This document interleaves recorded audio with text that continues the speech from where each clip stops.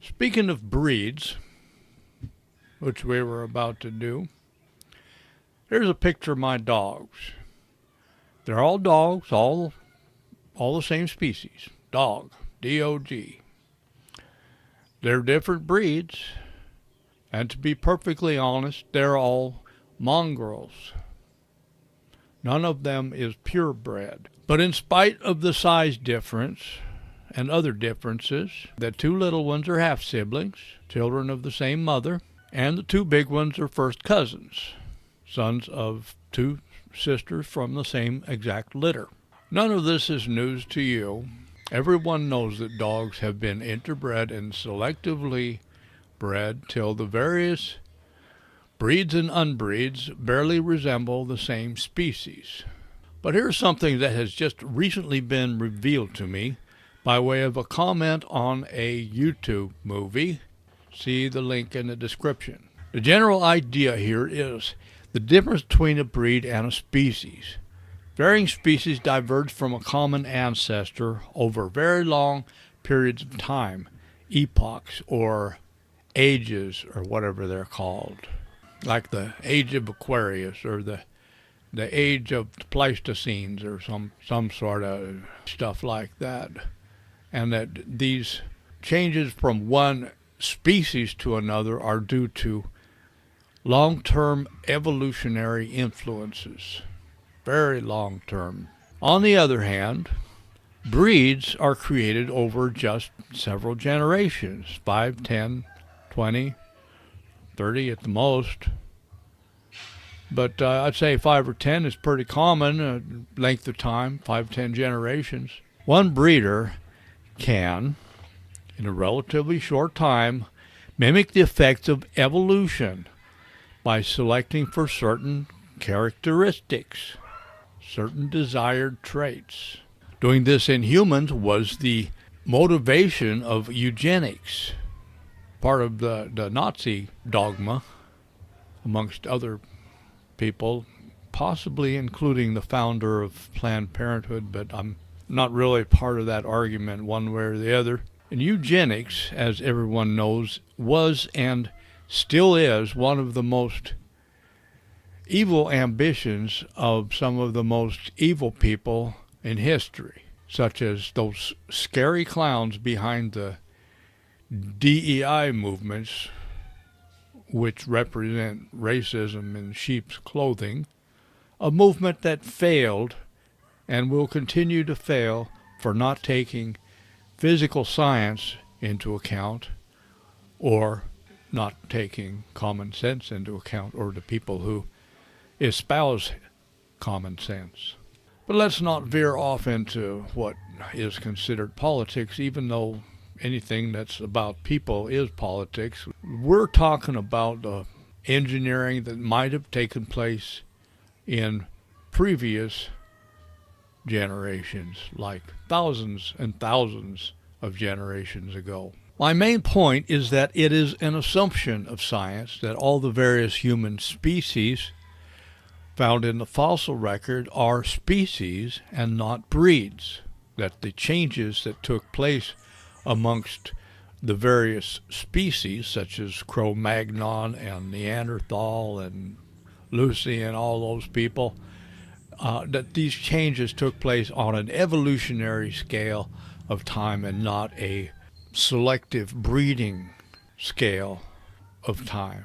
This assumption has been made by science because science has first assumed that the historically known development of civilization that resulted in us is the only technologically advanced civilization that has ever developed on Earth. This condescending and financially motivated and academically and politically enforced assumption, because you can't just go out and say what you think in today's academic environment unless you think like everybody else.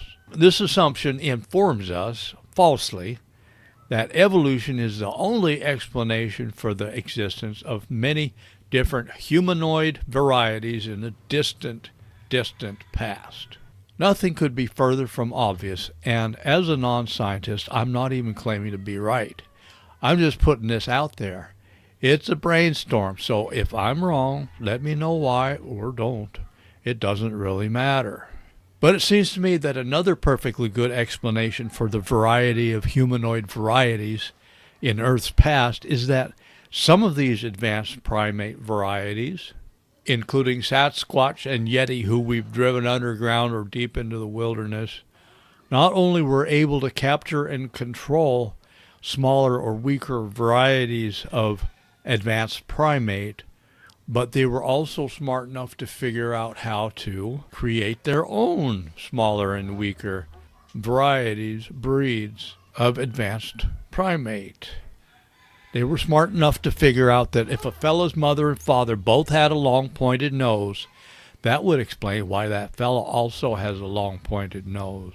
In case I haven't made my point clear, what I'm saying is that one or more advanced primate varieties captured members of one or more other advanced primate varieties, or even members of their own variety, and bred them for whatever reason, and ended up with not evolutionarily created species, but purposely created breeds of advanced primates, probably weaker and or smaller than their creators, but not necessarily a lot less intelligent. In fact, I'm often convinced that my dogs are smarter than me. And these weaker species were probably required to worship their creators, or else. Call it worship, pay tribute, praise, call it what you like. But even this, which is also my theory on the birth of religion, isn't necessary, because when an intelligent animal is domesticated, it loves the hand that feeds it automatically. You will see a dog, not my dog, but you will see dogs love the hand that feeds them, even if it's the same hand that abuses them. And basically, I'm claiming, I don't care if you believe me, but I'm claiming that that might be the origin of religion. In other words, add domestication, as in domesticated animals, add domestication plus high intelligence equals religion. The belief that you really need to worship some other being, preferably one that's bigger and meaner than you. But I mean, when a domestic animal is mistreated, what is the response to more mistreatment? It's not attack master, except in the most extreme cases. It's cringing, fear and cringing. For example, I was surprised to learn that when my female dogs unfortunately had babies in my bed or under my bed, they would allow me to pick up their babies and move them to a different room. I didn't try this the first time it happened, but since then I have started doing that. I've done it twice now with the mother sitting right there. 2 or 3 times I've done this. They didn't even threaten to bite me. In spite of their obvious consternation, they just followed me because I knew I had the babies. In this most extreme of situations, to a brand new, utterly protective mother with sharp teeth and strong jaws, I wasn't even threatened, not so much as a grr. The hesitation for an anxious, domesticated animal to bite the hand that feeds it is rather extreme. They'd love to bite anybody else, but that hand, that is a sacred hand.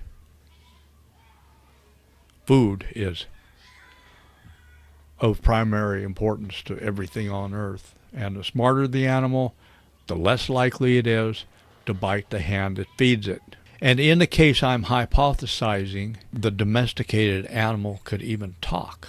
The mother could even warn the children, just keep your mouth shut. And when he comes in the room, to get down on your knees and go, wah, wah, wah, wah, wah. So everybody does it. and including those that don't want to. And over the millenniums, it turns into something they think they do want to do.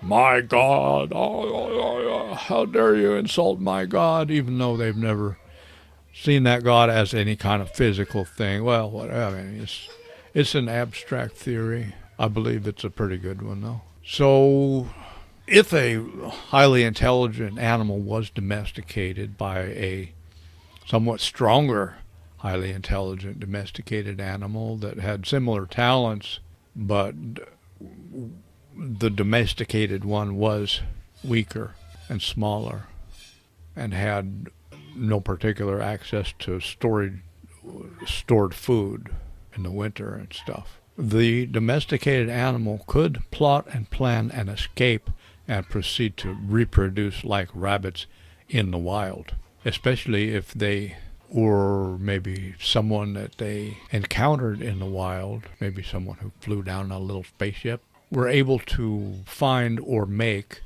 tunnels and caves that the big guy couldn't even fit in or couldn't find. Yeah, the ant people. I'm talking about the ant people. Look it up. It's in the book of the Hopi. And the tunnels are all over the place. You can watch YouTubes about the tunnels if you want. The ant people, also called the Greys or whatever people want to call them, they're not from some other planet. They're not from some other star. I mean, not recently.